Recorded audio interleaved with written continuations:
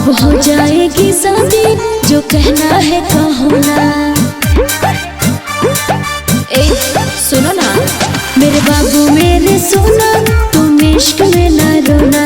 अब हो जाएगी शादी, जो कहना है कहो ना। ए बाबू सुनो ना, तोरा पहले से पसंद रही हम गे, जाने हम गे। जहिया यही तो बाराती सनम गे, जहिया यही तो बाराती सनम गे।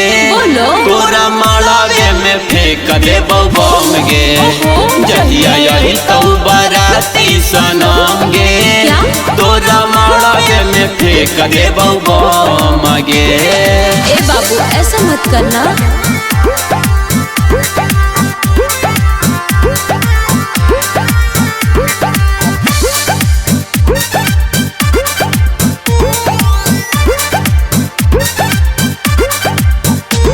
तू लेके बाबा पापा से कह देब हम, अब होता हमर शादी न रही कोनो गम। ओए हेलो क्या समझे?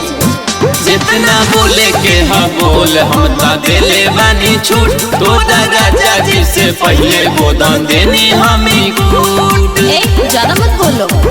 कर रही हम ओकरा से कम गे, आगे कम गे। जहिया यही तो बाराती सनम गे, जहिया यही तो बाराती सनम गे। तोरा मालावे में फेंक दे बम गे, जहिया यही तो बाराती सनम गे। तोरा मालावे में फेंक दे बम गे। ए बाबू ऐसा मत करना।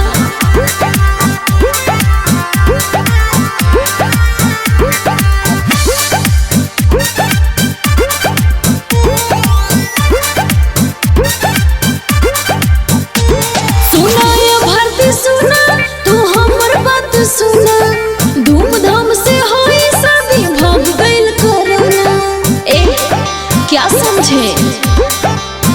राइटर शशि कहता रे कि मार करी है, देर होई हमरा धोखा तू विचार करी है। ऐसा मत बोलो। हमारा से लगे भर गेलो मन गे, जान मान गे। जहिया यही तो बाराती सनम गे, जहिया यही तो बाराती सनम गे।